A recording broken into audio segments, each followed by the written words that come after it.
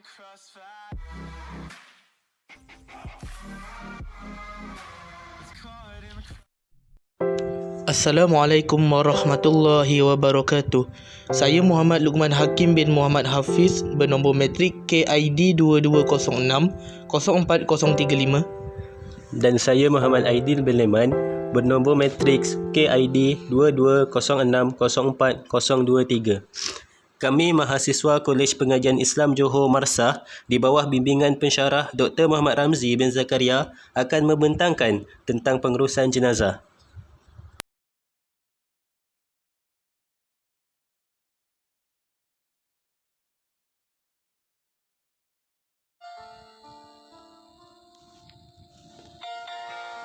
Pengenalan. Secara umumnya, kematian adalah sesuatu yang pasti dan kita harus bersedia menghadapinya kerana ia merupakan titik permulaan kepada kehidupan yang kekal abadi. Menguruskan jenazah adalah merupakan perkara yang tidak boleh kita elakkan begitu saja.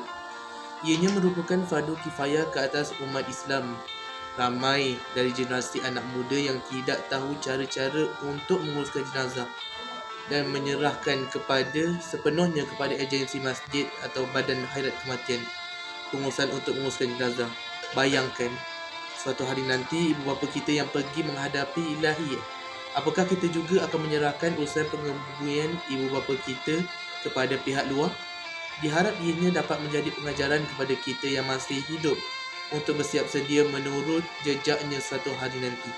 Dengan adanya panduan-panduan ini adalah diharapkan sedikit sebanyak dapat memberi pengetahuan kepada anda semua. Oleh itu, marilah kita mempelajari ilmu berkaitan pengurusan jenazah mengikuti pelaksanaan dalam Islam.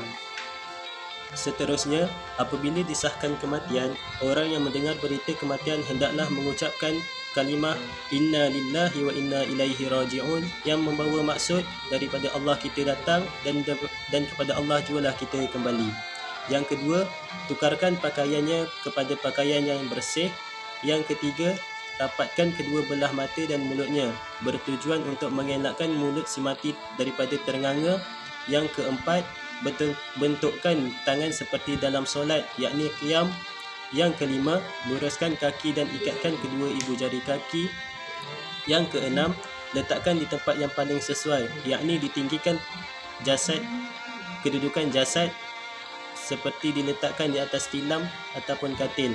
Yang ketujuh, menghormati jenazah, yakni tidak membuat perkara yang kurang baik seperti mengumpat tentang si mati dan sebagainya. Yang terakhir, menghadapkan jenazah ke arah kiblat. Orang yang berhak menguruskan jenazah. Orang yang berhak dan lebih afdal untuk menguruskan jenazah ialah dari kalangan keluarga jenazah atau warisnya, sebagai contoh anaknya sendiri jika arwah ibu ataupun bapa. Ini kerana anak-anak merupakan individu yang paling dituntut dalam Islam dalam menguruskan hal keluarga mereka, terutama sekali apabila keluarga mereka meninggal yang terdiri pada ibu bapa, adik-beradik dan saudara mara mereka sendiri. Jikalau warisnya tidak ada kemampuan, ianya boleh diserahkan atau diminta bantuan dari imam, bilal ataupun jawatan kuasa pengurusan jenazah masjid. Terutama yang paling penting sekali ialah mereka yang paling amanah dalam pengurusan jenazah dan boleh menjaga aib jenazah semasa dalam pengurusan jenazah ini. Perkara yang perlu diuruskan oleh waris si mati apabila telah disahkan kematian ialah: yang pertama, waris yang tertua hendaklah berbincang berhubung dengan urusan pengebumian. Hal ini untuk mendapatkan kebenaran dan kata putus daripada kalangan ahli keluarga. Yang kedua, membeli peralatan untuk urusan memandikan dan mengkafankan. Yang ketiga, menentukan pihak untuk menguruskan proses memandikan. Dalam Islam, waris si mati lebih dituntut untuk menguruskan urusan memandikan si mati. Yang keempat, menguruskan bahagian menggali kubur. Yang kelima, menentukan imam untuk solatkan jenazah. Lebih afdal lagi jika dilakukan oleh kalangan waris si mati. Yang keenam, menggunakan kenderaan jenazah yang telah diwakafkan supaya orang yang mewakafkan mendapat pahala. Peluang untuk memandikan jenazah. Yang pertama, sediakan tempat memandi.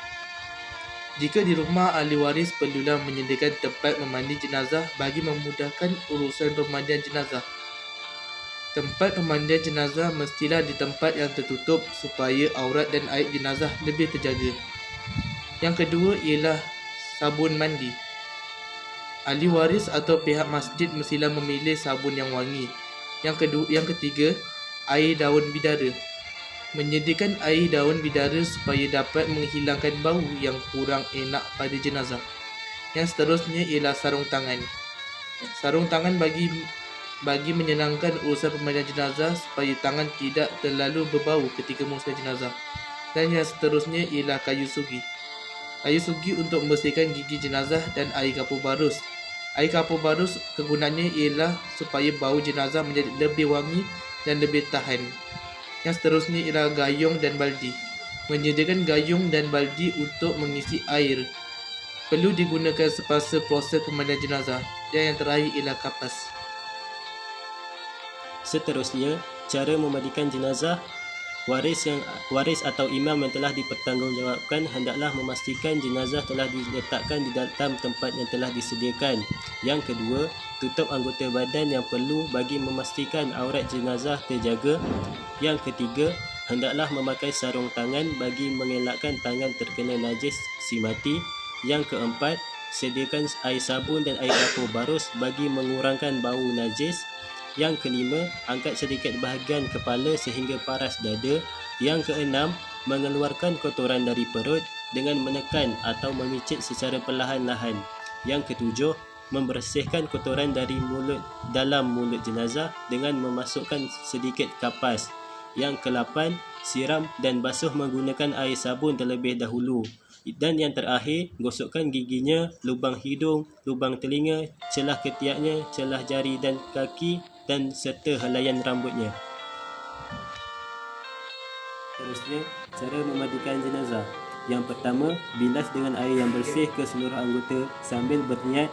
Bagi jenazah laki, niatnya seperti yang berikut. Nawaitul ghusla lihadza mayyiti lillahi ta'ala. Yang membawa maksud, saya niat memandikan untuk memenuhi kewajipan dari mayat laki-laki ini kerana Allah Ta'ala. Bagi jenazah perempuan pula, niatnya seperti yang berikut. Nawaitul ghusla lihadhihi mayyitati lillahi ta'ala. Yang bermaksud, saya niat memandikan untuk memenuhi kewajipan dari mayat perempuan ini kerana Allah Ta'ala. Yang kedua, siram atau basuh dari kepala hingga hujung kaki 3 kali dengan air yang bersih, yakni air mutlak. Yang ketiga, siram sebelah kanan 3 kali, kemudian diikuti dengan sebelah kiri juga sebanyak 3 kali. Yang keempat, telentangkan semula mayat, ulangi menyiram sebanyak 13 hingga 17 kali. Yang kelima, siram dengan air kapur barus, kemudian diiringi dengan wuduk dengan niat bagi jenazah lelaki. Nawaitul wudu'an lihadza mayyiti lillahi ta'ala. Yang bermaksud, sahaja aku mewudukkan jenazah lelaki ini kerana Allah Ta'ala. Bagi jenazah perempuan pula, nawaitul wudu'a lihadhihi mayyitati lillahi ta'ala. Sahaja aku mewudukkan jenazah perempuan ini kerana Allah Ta'ala. Cara memandikan jenazah. Yang pertama, siramkan dengan air sambilan. Yang kedua, setelah selesai memandikan dan diwudukkan jenazah dengan baik dan sempurna, hendaklah dilapkan menggunakan tuala yang seluruh badan, terutama menggunakan tuala yang bersih. Yang ketiga, cawatkan pada bahagian kemaluan jenazah dengan cawat yang disediakan. Antara cawat yang digunakan pada masa kini ialah dengan kapas yang dibentukkan dengan cawat. Yang keempat ialah kemudian bawa jenazah dengan menutup seluruh anggotanya. Dan yang kelima, segala apa yang terkeluar dan tercabut dari anggota jenazah hendaklah dimasukkan kembali ke dalam kafan bersama, terutamanya ketika memandikan jenazah. Yang kelima, yang terakhir ialah, maka selesailah cara memandikan jenazah. Peralatan mengafankan jenazah: 2 gulung kapas, 2 buku cendana, debu gaharu, gunting, kapur barus, kain putih, air mawar, 5 helai tali pengikat kafan. Dalil mengkafani jenazah. Mengkafani jenazah dan memandikan jenazah ialah fardu kifayah. Kadar wajib dari mengkafani jenazah ialah sekadar menutup seluruh anggota tubuh dengan baik, dan yang selainnya juga adalah sunnah. Rasulullah SAW bersabda bahawa apabila salah seorang daripada kalian mengkafani saudaranya, maka hendaklah berpanggus kafannya. Dan juga jika seseorang itu meninggal dalam keadaan ihram, maka tidaklah menutup kepalanya. Rasulullah SAW bersabda, jangan beri minyak wangi dan jangan tutup kepalanya, kerana Allah SWT akan membangkitkannya di hari kiamat dalam keadaan bertalbiyahnya.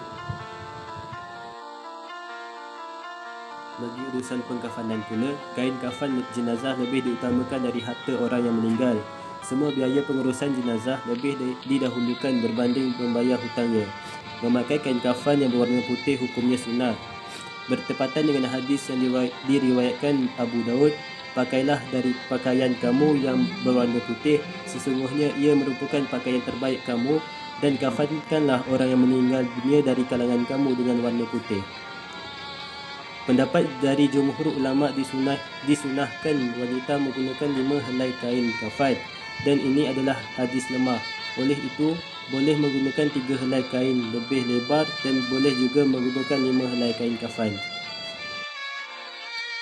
Kemudian, ikatlah dengan tali daripada kain yang telah disediakan sebanyak 3 atau 5 ikatan.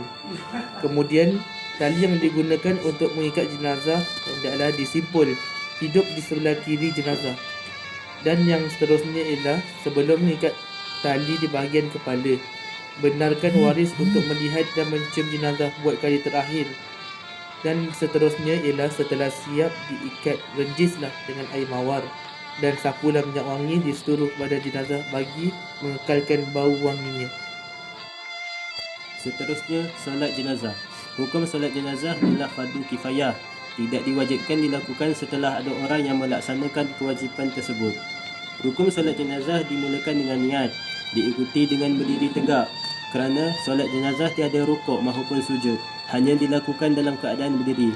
Yang ketiga, 4 kali takbir termasuk takbiratul ihram. Yang keempat, baca Al-Fatihah setelah takbir yang pertama. Yang kelima, berselawat ke atas Nabi SAW setelah takbir yang kedua. Yang keenam, doa kepada jenazah setelah takbir yang ketiga. Dan yang ketujuh, salam selepas takbir yang keempat. Niat bagi solat jenazah lelaki ialah usalli ala hadha mayyiti arba'a takbiratin farda kifayatin ma'muman lillahi ta'ala, yang bermaksud aku solat atas mayat ini 4 takbir fardu kifayah menjadi makmum kerana Allah Ta'ala. Bagi jenazah perempuan pula, usalli ala hadhihi mayyitati arba'a takbiratin farda kifayatin ma'muman lillahi ta'ala, yang bermaksud aku solat atas mayat ini 4 takbir fardu kifayah menjadi makmum kerana Allah Ta'ala. Solat jenazah. Tahap cara pertama ialah takbir pertama. Angkat takbir menyebut Allahu Akbar dan niat dalam hati saja, aku solat jenazah terhadap mayat ini kerana Allah SWT, dan baca Al-Fatihah. Pada takbir kedua, baca Allahu Akbar selawat juga kepada Nabi SAW, Allahumma salli ala Sayyidina Muhammad, atau selawat Ibrahimiyah seperti dalam tahiyat akhir dalam solat. Pada tata cara ketiga, angkat takbir dan sebut Allahu Akbar. Doa untuk si mati, Allahumma finlahu warhamhu bagi lelaki, dan pada perempuan Allahumma finlahu warhamhu. Dan pada kali keempat, iaitu takbir keempat, takbir terakhir, sebut Allahu Akbar dan bersalam Assalamualaikum warahmatullahi wabarakatuh.